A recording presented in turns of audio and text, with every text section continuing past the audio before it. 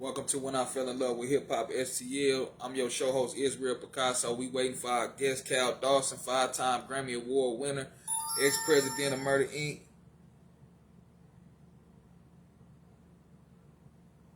We waiting on him now.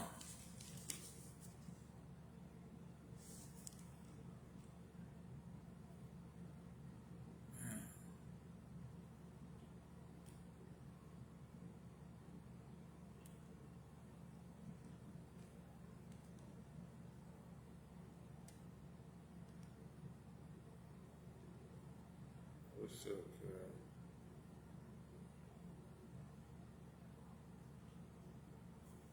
Where you at, Cal? Okay, there you go. There you go, Cal.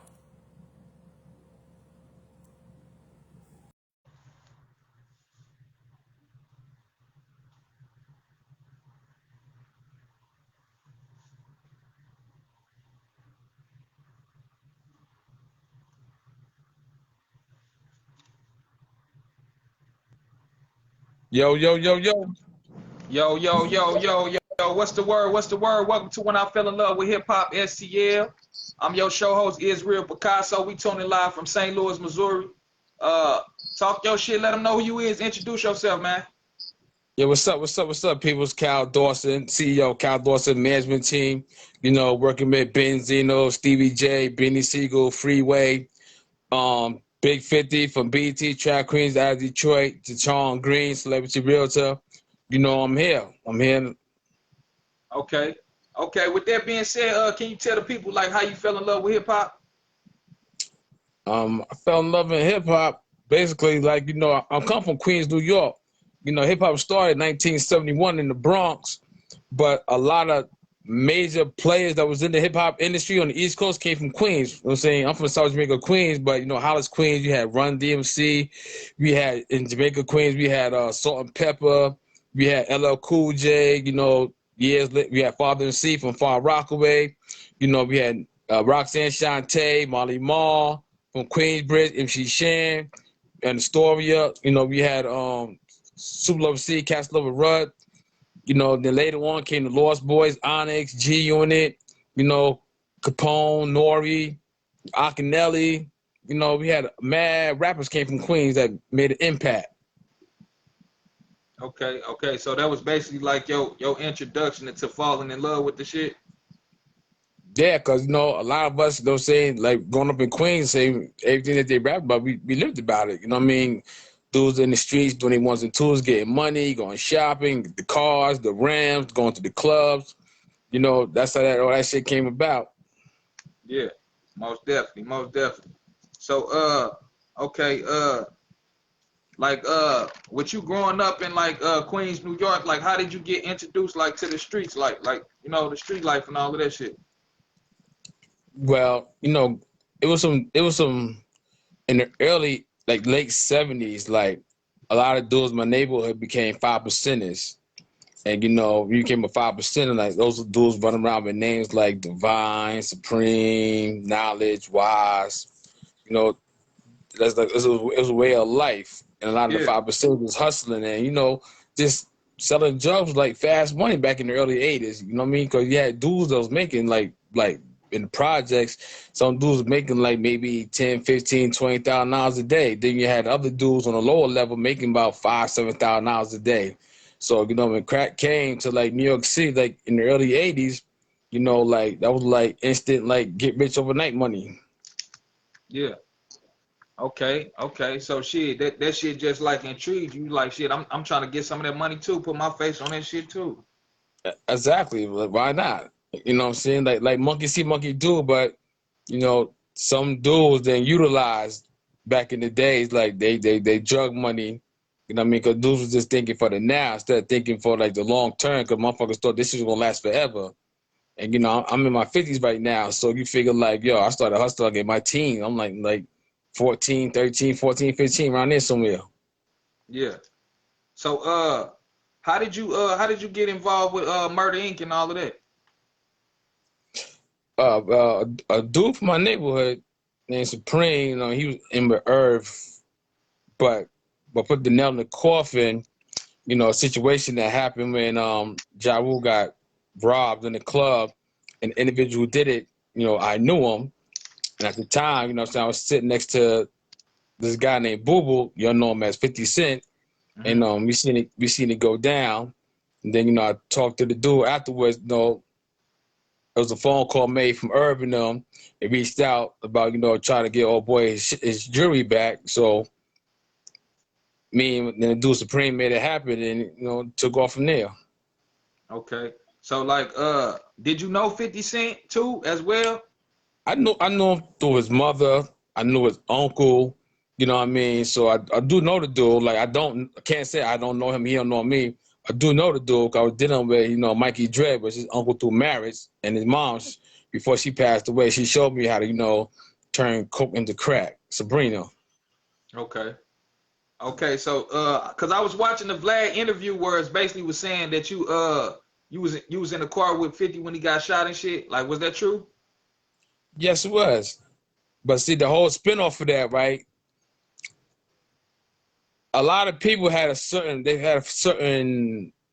feeling about the dude Vlad. They're saying that he was trying to get dudes indicted and all this other stuff. So 50 had put up there, told him to take the interview down.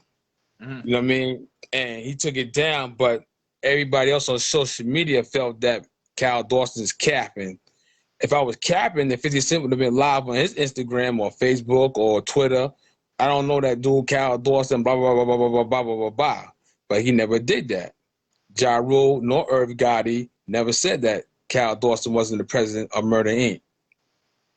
Because I was. So I'm like, it's so crazy how people like black folks, I mean, they're so eager to, you know, get on somebody's heels about somebody not being trustworthy or truthful. And, you know, this is why other races attacks us, like the police. You don't stick together as black. So this is what we do to ourselves all the time, because I was getting a lot of scrutiny on social media, like, yo, you capping that. I was like, damn, I was just with. I got a picture with 50 hugging me, and this other dude ain't he never hugged nobody in his pictures like the way he hugging us. I got that picture. That happened like the summer of 2019 before the pandemic kicked. Then in New Year's, I met him in Atlanta, Georgia. The interview in Vlad, that was done, let me see, that was done November 20, the first week of November. And I seen 50 New Year's in Atlanta. When 21 came, we together. Me, him, this girl, Cuban Link. That's on my IG. So, you know, people, they nigga shit, you know what I mean? Fuck them. So, like, how was it with you and Murder Inc. at the same time? Like, what you dealing with 50 and Murder Inc. at the same time? Like, how was that? Like y'all ain't. It wasn't. I no, was like, cool. I was cool with both sides. It's just like, I'm not a rapper, you know. Right.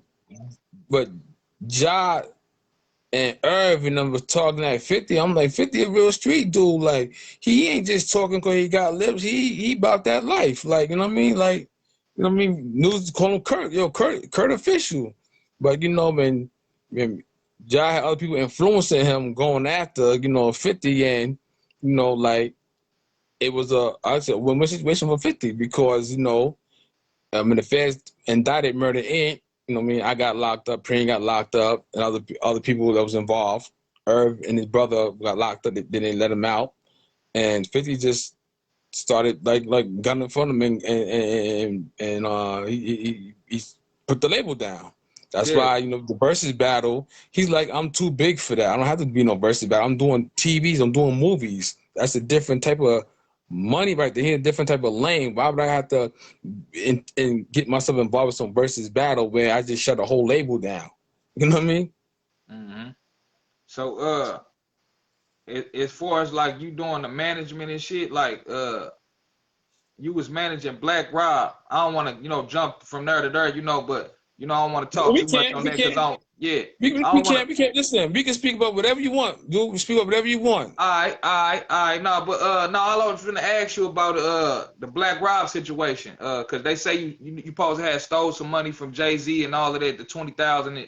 Was that true, or was motherfuckers just talking shit? And you know, because Gully TV got to talking about it, there was a lot of motherfuckers speculating. I don't know, Gully TV and Mean Gene and all these other dudes speculating. They all could suck dick. You know what I mean? Gutty somewhere, Erie, PA somewhere. I'm in Queens, New York. I ain't hiding nowhere. know what I mean? If he wanted to get in the ring, you could have gotten in the ring. Mark Curry, I've told Rick Ross and other people reach out to Mark Curry, you get in the ring. Them dudes is cowards. You know what I mean? They doing that shit for views and followings. And they talking about some shit that they don't know. Like, Gully, how dare you call me a dope fiend? I never got high in a day in my life. I got a rap sheet for real. I got paperwork that said I'm official. So who the fuck is you to get up on social media and talk about somebody that you don't even know? That's how motherfuckers get put in that dirt. You see what I'm saying? That's how motherfuckers getting that put in that dirt. Real shit. I started working at Black Rob August of 2019. No, basically August of 2020. Yeah, August of 2020, I started working with Black Rob. I met Black Rob through a guy named Robert C. Styles. He was like, yo, my homegirl Colors got Black Rob's number. I know you work with Mr. Cheeks and Beans and, you know, other people. Maybe you can, help Black Rob out. And I was like, sure. Me and Rob had a few phone conversations. And the first situation I booked Black Rob for was October 24th, 2020. And we was in Detroit. Him and Beanie Siegel was in Detroit, Michigan. And other dudes was going to these blogs, right? Like Rob had a few role managers from back in the days that he dealt with. I guess, you know, the relationship went sideways. They didn't do business no more. I was managing Black Rob from August 2020 to April 21st when he passed away. I was booking them shows, you know what I'm saying? His travel expenses, getting taken care of, his hotel. So when he passed away, you know, it fucked me up. But before he got sick, he was in the hospital. He came down to Atlanta for All-Star Weekend. My man GE had booked him for All-Star Weekend. He booked Mr. Cheeks, Black Rob, and Beanie Siegel. You know what I mean? So when Black Rob came down, he got a text message from his cousin talking about, yo, wherever you at, stay there. Don't come back to New York, blah, blah, blah. But, you know, come to find out, Black Rob was on dialysis. He had bad kidneys.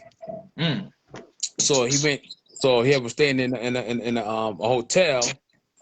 And then this kid named Goldmouth snatched him up, put him in another hotel. And he's like, yo, your man's swelling up. You know what to do? I said, yo, admit him to the hospital. So he admitted him to the hospital. Then after he got to the hospital, yeah, I made arrangements. Black Rob was staying by another a guy that we were associate. He was staying in his house in Fayetteville, Georgia. And then he started swelling up again. So he called the hospital to pick him up, the ambulance. The ambulance took him to Fayetteville Hospital in Georgia.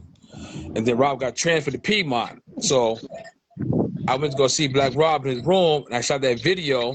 And people like, why you shot the video of Black Rob at his lowest point? And he's fucked up. He needs medical treatment. He needs fucking medical treatment that's beyond me. You know what I'm saying? So when I put the video up, DJ Subby posted it. Jay-Z called Self called me. And it was like, yo, what do Black Rob need? Yeah, my bad.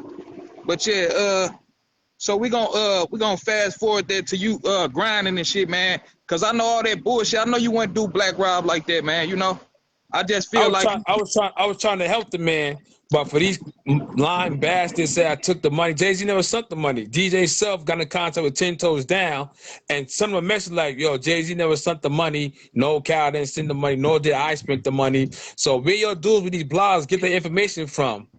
But y'all see me in the streets. Y'all can run up on me. Y'all can call me, get at me. But they just do that for clout. They do that for subscribers. But that did a motherfucker fucked up on some real shit, because I ain't on no gay shit. I ain't on no ratting shit. And a lot of y'all dudes on these podcasts, y'all dudes is cooperating with the police. Y'all dudes don't told some shit on some people. Don't know. So don't act like you're G'd up, because you're not. Yeah, that shit crazy, man. So how did you end up managing all these artists and shit, like Beanie Siegel and all of them and shit, man? Like Freeway and all of them. I got through Beans through another dude at the time that he was trying to work with Beans but couldn't get nothing booked. So me and Beans, I can relate to Beans because he a street dude, I'm a street dude. And then what happened that, when Beanie Siegel was in the system, he came in contact with a couple of my comrades that I'm close with from the streets. And that's how me and Beanie Siegel started, working together. I'm booking them show. I got Beans booked for another show October 2nd in Fayetteville, North Carolina. Okay. I mean, I just do business the right way. That's all. You know what I mean? So Is that all that shit was going on. All that shit was going on, and people said it was capping. Beans was like, I don't understand that, because one day he's with 50 and passing the phone, and Beans was talking to 50 off of my phone. So Beans, I'm not understanding that shit. So, like I said, you know, social media people just take shit and run with it. Yeah, most definitely, most definitely. Is that the same way you end up working with Stevie J and Benzino?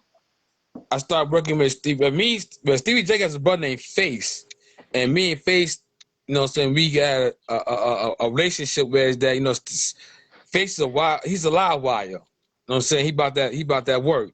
He about that action. And me and him was cool. So when I was going through the shit with Black Rob, I had Stevie J's number, and I was FaceTiming Stevie J, and he seen I was going through the whole shit with Rob. You know what I mean? So him and Face was gonna come up to see Black Rob. I think I called Stevie J on Wednesday. I FaceTimed him, but I left I think Friday morning, because I know I had to go to Virginia, because it was a show with Beans and it was a show with Beans and Freeway in Virginia. Then I had a show with Cheek Saturday, and that's when Black Rob passed away. So Stevie J started, you know, getting with me. Was like, yo, Cal, I'm working with you, you know what I mean, and get you where you need to be at. And then Benzino, I've been knowing him because I've been going to Boston like in the 80s, back in OP Projects was out there. So recently me and Benzino teamed up like a few weeks ago through Stevie J, and that's how, you know, this whole umbrella just started opening up. Okay. Can you tell the people about don't he got like a reality TV show he finna start casting for or something like that? Can you like talk about that? Yeah, Benzino got a restaurant. He got another restaurant he was open up in Atlanta, Georgia. Actually, in DeKalb, Georgia. It's called Benzino's Crab Trap. You know what I mean? And then he worked on another reality show, you know, showing him, you know, dating and the life of Benzino, I guess. And his daughter, Coy, you know what I mean? They had some little issues going on. They ironed it out. So she's going to be on some episodes with him as well. And Stevie J, he working on a new reality show now. He out in California. It's him. I think it's another reunion Love and Hip Hop, the couples thing. It's Stevie J out there, Safari, Peter Guns, Rich Dollars, Joel Santana. You know, that whole circle. Mm-hmm. Okay. Shit, I'm just for real, just trying to, you know, get the people involved in the type of shit that you be doing. You also working with Barbie. What's the old girl name? The Barbie, the model you got? Yeah, her name Blueface Barbie. She was on Jocelyn's cabaret show, and I got through Stevie J. You know, Stevie J, like I said, he a good dude, because people that he's in contact with, you know, he do production. His whole thing is making beats, doing music. He's like the management shit, you know, Cat, that's your department. Anybody come my way for management, I'm gonna send them your way. That's how me and Blueface Barbie got together. I had her out in Labor Day weekend, had out there in Chicago, in Gary, Indiana, and with Impact, a lot of people came out. And shout out to Mega Star 2414. He won booking Benzino out there. Megastar booked Beanie Siegel, he booked Blueface Barbie, and they booking Benzino. Me and him got that relationship. So Barbie, she cool. Big 50 from Detroit. She's on BET's Trap Queens. Yeah, what's up with Big 50? Don't she got some shit going on with Remy Ma? Remy Ma playing her or something like that? You was telling me. Yeah, it's Big 50. BET gave Big 50 her own situation with a movie, and she picked Remy Ma to play her in this movie, and the premiere comes out September 20th and 29th. It's gonna be in DC, but it's gonna be on BET's Plus. And like I said, I just do good business. I help. You know, it's funny. We did an interview, I think yesterday, but now today something just transpired. It's another female that I was gonna be working with out of Jersey. I ain't gonna say her name, but she takes it upon herself and want to try to slander my name. Everybody that I came in contact with, or as far as working with, I got them what they wanted. I got a lot of people on covers of magazines. I got Angelica Music XO on the cover of Modelosity magazine. She was on 2 different covers. I got Jaton Green on one cover. I got Bimmy, James Anthony, Waka Flocka's uncle. I got him on the cover of Urban Legend magazine. I got Mama Kimmer interviewed that magazine. A lot of artists and models that I deal with, a lot of models, right, come in contact and think that all men trying to get with them on a personal level. That might be true, but if you're going to do business, you're going to do business. Right. I mean, don't get mad because somebody in my camp, you feel a certain way about them, and I'm getting them more action than you. They have something else going on. But don't throw stones in the glass house, because don't talk about this female. Man, your shit is not right in the zag. You got an OnlyFans page as well. You doing something strange for a little piece of change as well. But why you throwing darts at somebody else and then you try to make me, yo, Cal's the bad guy? Nah, we ain't gonna do that. Type shit. Nah, we ain't gonna do that. Okay. So like we're gonna get into your documentary. I just seen you post something about that. Like, what's that about? Like, can you talk to the people about that? Now, the documentary is the Black Rob documentary. You know what I mean? The Black Rob documentary is going to show, like, my relationship with Black Rob from August 2020 to the day he died. You know what I mean? Because a lot of bullshit transpired. His own family members, his own kids. You know what I mean? A lot of bullshit was going on. So we're going to show a documentary of his last days. I'm not going in depth with him signing with Bad Boy and all that stuff, because you got to go through whoever owned his publishing and all that other bullshit. And, you know, it's just showing his last days. And a network came to me with a situation, and we moved forward with pushing the documentary out there. Okay. So how we gonna be able to find that? Is it gonna hit, like, what it's gonna be on? It's gonna be streaming or what? Nah, it's gonna be on major TV. It's gonna be on major network. Okay. It's gonna be a major network. I'm gonna let it be known when the time comes, but it's gonna be a major network. Most definitely. And if somebody want to reach out to you, like, via social media to get some, you know, management or something, how they find you? On Facebook, I'm Cal Dawson, KALDAWSON, and on Instagram, I'm Dawson Cal, DAWSONKAL. Okay, yeah, we finna get out of here, but I want to ask you before we get out of here, what's your top 5 dead or alive, greatest of all time? Oh man, for me, no, everybody got their opinion. It's for you. It ain't for nobody else. It's for you, bro. Me, my top 5, I'm gonna say Biggs, Pun, Chuck D, LL, and I got to put in KRS-One. Most definitely. Okay, I fuck with you. You got any merch, anything you selling to the people? All I'm selling is knowledge. I'm selling knowledge to y'all to like that's better than everything. Selling your knowledge to better yourself, right? And do something productive with your bread.